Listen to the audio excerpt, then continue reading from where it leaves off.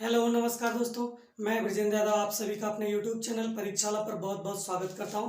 I hope आप सभी लोग बहुत अच्छे होंगे।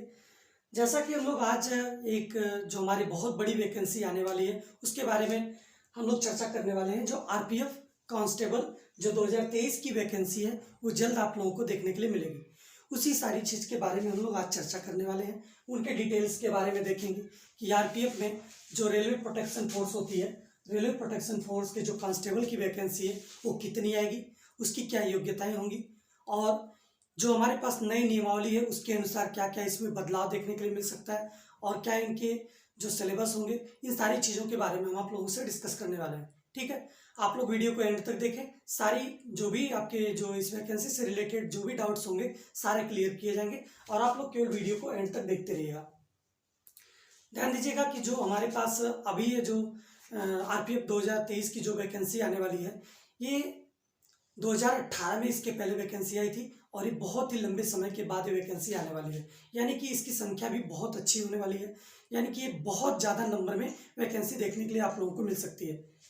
जैसा कि अभी कुछ दिनों पहले की बात बता दें, आप लोगों को ये देखने के लिए मिल रहा था कि जो कांस्टेबल की वैकेंसी और जो सब इंस्पेक्टर की वैकेंसी है वो दोनों आप लोगों को देखने के लिए कब मिलेगी और कितनी कितनी देखने के लिए मिलेगी। इन सारी चीज़ें ये बीच में बहुत तेज़ी से वायरल हो रही थी, लेकिन आज हम आप लोगों को ये बताने वाले हैं कि ये वैकेंसी कब तक आने के चांसेज हैं और जो भी इसके नोटिफिकेशन के माध्यम से जो भी चीज़ें आएंगी सारी डिटेल्स के बारे में आप लोगों के जो भी डाउट्स होंगे सारी चीज़ें आप लोगों को क्लियर करेंगे। ठीक है, सबसे पहले एक चीज़ ध्यान दीजिएगा कि जो हमारे पास कांस्टेबल और सब इंस्पेक्टर की जो वैकेंसी होती है इनके जो क्वालिफिकेशंस क्या क्या होते हैं। सबसे पहले डाउट तो यही आता है कि इनके क्वालिफिकेशंस क्या होंगे और ये वैकेंसी जो भी है ये कितने लंबे समय के बाद आ रही है और इनके क्या क्या जो कितने नंबर में ये वैकेंसी आने के देखने के लिए हम लोगों को मिल सकती है।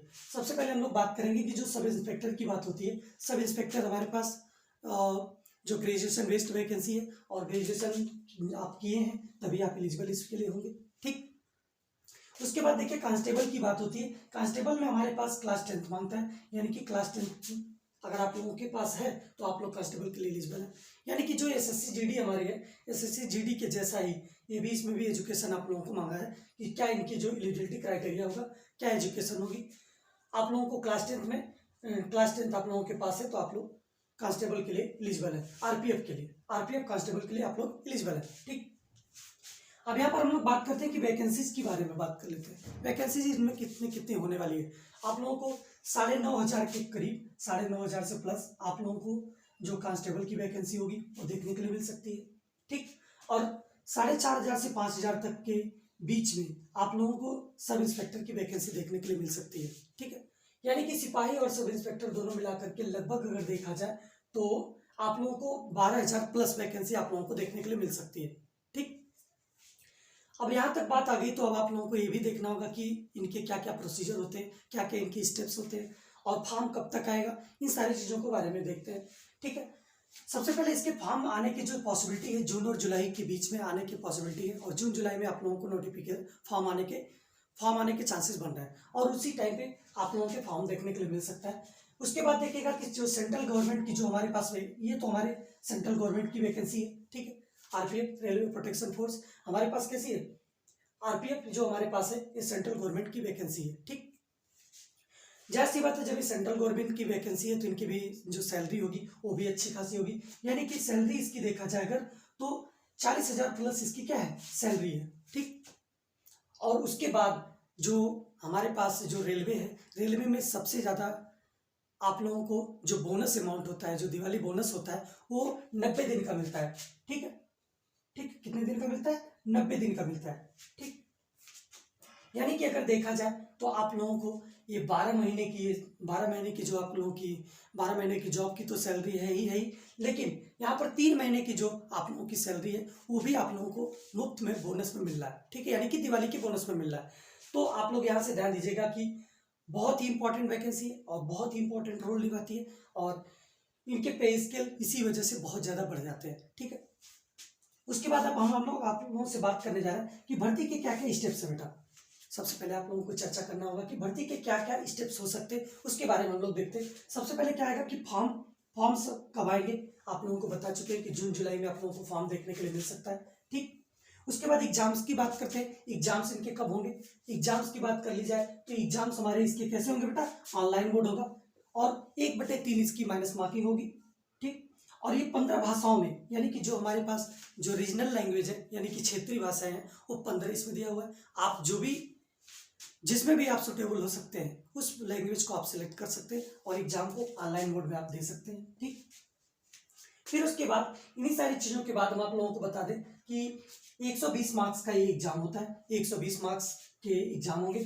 और इनके सिलेबस की अगर हम लोग बात करें, ये जो हमारे पास सिलेबस देखने के लिए मिल सकता है उसकी बात हम लोग करें तो अर्थमेटिक में हमारे पास 35 क्वेश्चन होंगे, रीजनिंग में भी 35 क्वेश्चन आप लोगों को देखने के लिए मिल सकता है, जीएस में आप लोगों को 50 क्वेश्चन देखने के लिए मिलेगा। इस प्रकार से टोटल क्वेश्चन की बात अगर की जाए तो 120 क्वेश्चन आप लोगों को पेपर में देखने के लिए मिल सकता है और 120 मार्क्स के भी हो सकते हैं। ये जो हमारे पास 120 क्वेश्चन है 120 मार्क्स के हो सकते हैं। समय की बात कर लेते हैं तो समय इसमें 90 मिनट का आप लोगों को समय मिल सकता है।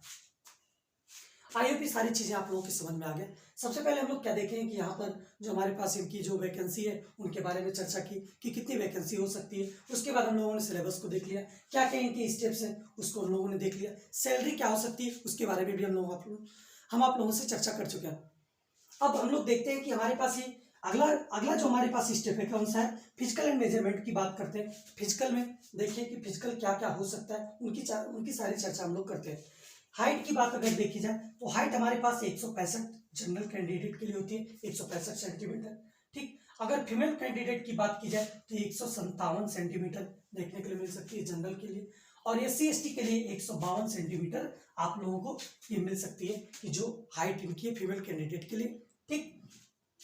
उसके बाद हम लोग बात करते हैं कि जो हमारे पास हाइट हम लोगों ने मेल कैंडिडेट के लिए हम लोग जो देखे 165 सेंटीमीटर जनरल के लिए और SC/ST की बात अगर करें हम लोग तो 160 सेंटीमीटर आप लोगों को हाइट देखने के लिए मिल सकता है, ठीक।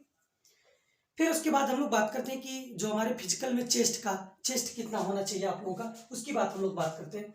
फिर चेस्ट अगर देखा जाए हमारे पास जनरल की बात अगर की जाए तो जनरल में 80 से 85 सेंटीमीटर आप लोगों को चेस्ट की जरूरत पड़ेगी और अगर SC/ST की बात अगर की जाए तो 76 से 81 सेंटीमीटर आप लोगों को चेस्ट की जरूरत पड़ सकती है, ठीक। उसके बाद हम लोग ये बात करेंगे कि जो हमारे पास इसका फिजिकल होता है, फिजिकल रियली में बहुत ही हार्ड होता है, ठीक, क्योंकि इसके सारे मेजरमेंट्स बहुत ही स्ट्रिक्ट रूप से चेक किए जाते हैं और इसीलिए फिजिकल क्या हो जाता है आप लोगों के लिए स्ट्रांग हो जाता है, ठीक, यानी कि हार्ड हो जाता है।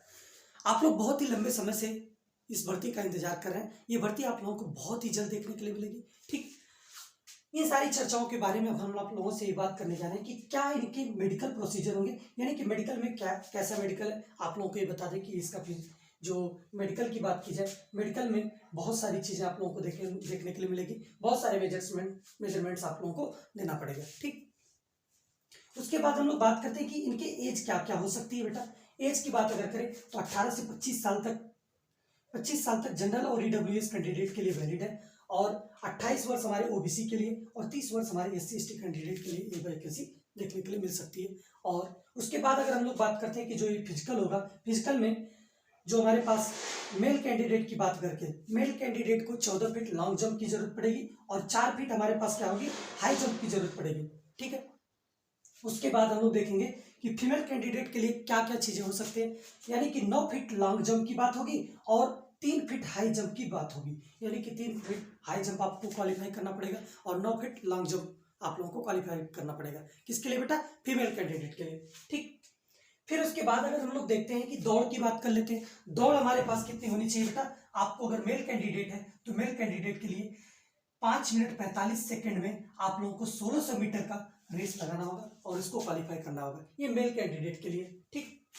उसी प्रकार से फीमेल कैंडिडेट की बात करें 3 मिनट 40 सेकंड में आप लोग 800 मीटर की दौड़ आप लोगों को लगाना होगा। ये किसके लिए बेटा, फीमेल कैंडिडेट के लिए। फीमेल कैंडिडेट आप अगर हैं तो आप लोग 3 मिनट 40 सेकंड में आप लोगों को 800 मीटर की दौड़ को कंप्लीट करना होगा, ठीक।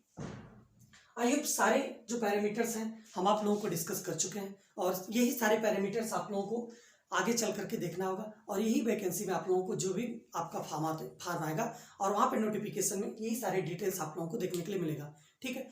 आप बहुत ही शानदार ढंग से लग जाएं और अपनी तैयारी को बनाए रखें और अगर आप चैनल पर नए हैं तो चैनल को सब्सक्राइब कर लीजिए, वीडियो को एंड तक देखिए, सारे डिटेल्स को आप जानें और वैकेंसी के लिए आप लोग एलिजिबिलिटी क्राइटेरिया क्या क्या है, क्या क्या सिलेबस हो सकते हैं, कैसे तैयारी करना है, ये सारी चीज़ों के बारे में आप लोग जानें और अपनी प्रिपरेशन में लग जाएं। ठीक, सबसे कम अगर देखा जाए कि सबसे कम उम्र की बात अगर की जाए तो हमारे पास SSC GD है। सबसे कम उम्र में आप अगर जॉब करना चाहते हैं, अगर आप लोग अगर प्रिपरेशन करें तो सबसे कम उम्र में आप लोग जॉब पा सकते हैं SSC GD के माध्यम से। कल हम आप लोगों को SSC GD का नोटिफिकेशन के बारे में, सारी वैकेंसी के बारे में सारा डिटेल अपलोड कर दिए। आप लोग वीडियो पर जा करके देखें, चैनल पर जा करके वीडियो को देखें। ठीक है, और यहाँ पर जो हमारे पास RPF की वैकेंसी इसलिए इंपॉर्टेंट हो जाती है क्योंकि 2024 का चुनाव सामने है, और 2024 का चुनाव है तो सारी वैकेंसियाँ बहुत ही बेहतरीन ढंग से ये इनको अपडेट करना ही करना होगा, क्योंकि मोदी जी ये कमेंट कर चुके हैं कि 10 लाख वैकेंसियाँ हम आप लोगों को 2024 तक देंगे। ठीक, यानी कि आप लोग अभी से लग जाएं और अपने लक्ष्य को ध्यान दें। और RPF में अगर आप जाना चाहते हैं तो ये बहुत ही शानदार वैकेंसी आप लोगों के लिए है, और ये वैकेंसी आप लोगों को जल्दी देखने के लिए मिल जाएगी। ठीक है, आप लोग अपने प्रिपरेशन को बनाए रखने के लिए यूट्यूब चैनल परीक्षा वाला को सब्सक्राइब कर लें। ठीक है, और वहाँ पर जो भी आप लोगों को यहाँ के सिलेबस के माध्यम से जो भी वहाँ पे सिलेबस करवाए जाएंगे, जो भी वीडियोज़ डाली जाएंगी, आप सारी वीडियोज़ को देखें।